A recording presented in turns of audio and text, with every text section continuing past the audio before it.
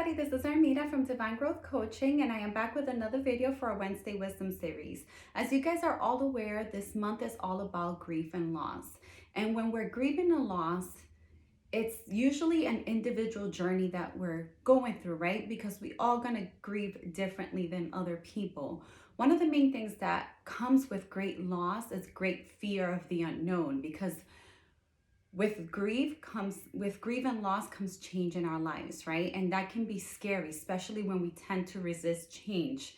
And so with that being said, one of the big questions that we tend to ask ourselves when we're going through grief and loss, it's how do we move on with life while we're facing this life-changing event, right? That has brought us not only pain and suffering, but it has also brought us fear of the unknown, right? Because now we have to deal with how our life is going to completely change due to this loss, right? So with that being said, I wanted to just remind you that grieving and loss is a journey, an individual journey that we all go through. Honor what you're feeling. Don't take your time. Do it at your own pace. Do it at your own time. There's no right or wrong. It's whatever feels right and in alignment for you. So one of the tips that I want to give you guys a few helpful tips on how to navigate grief and loss. The first one is grieving is a process. Grieving is like a roller coaster ride. You're going to find that some days you're going to feel upbeat. You're going to feel confident about the future. And then the next moment or the next day, you may feel fear and you may feel, intense emotions. And that's okay. Please honor whatever that it is that you're feeling. Don't resist your feelings, right? So when we're going through grief and loss, it's not a linear thing. We're constantly doing this as we are learning to adjust to this big change that has happened to us.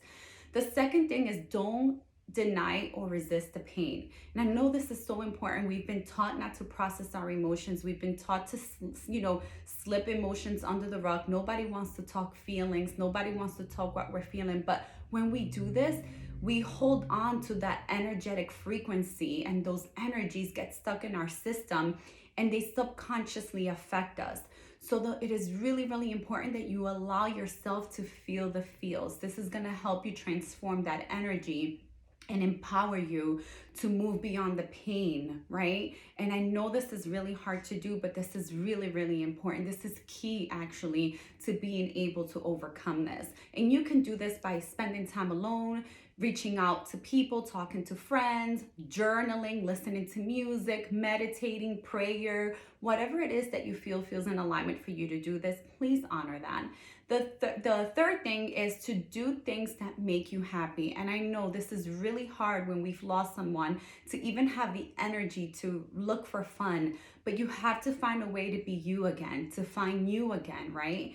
And I think one of the good things, important things for us to do this is when we're looking for those moments that bring us happiness and joy, is to find a way to honor our loved one, the person we've lost, So if they liked going to baseball games, maybe you go to a baseball game and you honor this person, you set an intention where you're there. Like, I know you're not here with me physically, but I can feel your presence and I love you and I'm here honoring something that you loved.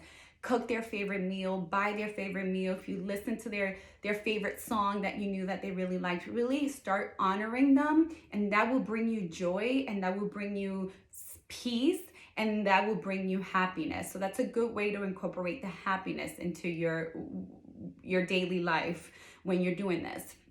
The other thing is take care of yourself. This is so important, because if there's one thing that we learned from losing someone, is that the next moment it's not guaranteed, right? So I think those are one of the biggest lessons that I've learned when I've lost somebody that I loved, is that I don't know if I'm going to be here the next moment. So let me take care of myself in the now and try to live my best life now.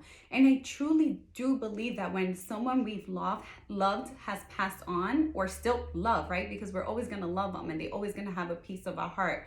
But they truly, want us to be happy. They truly want us to live our best life, because when you love someone, that's what you desire for them. So whether they are here or not, they want you to live your best life, and they want you to take advantage of each and every single moment, because we don't know if the next moment is guaranteed. So those are my tips for today. I hope you guys are enjoying this month's theme. I know it's it's a heart-touching theme, and we've all experienced loss. I've experienced great loss in my life.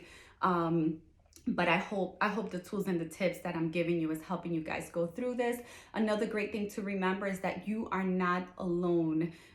If you need help, if you need guidance, if you need support, reach out to your friends, reach out to family, reach out to a professional that can help you work through this on your own. It's okay to seek out help. It doesn't make you weak, it makes you strong, and it empowers you. So I hope that it's helpful. If you guys have enjoyed this video, please hit the like button. If you have any tips and tools and tricks, or anything that you have used to help you cope with grief and loss, please feel free to leave it on the comments so that other people who are watching our videos can see other tips.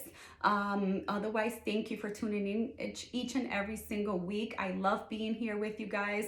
I love giving you tools and tips to help you get emotional, control of your emotions, to help you live a happier and healthier life. I love you. Thank you for being here, and I'll see you guys all next week. Bye.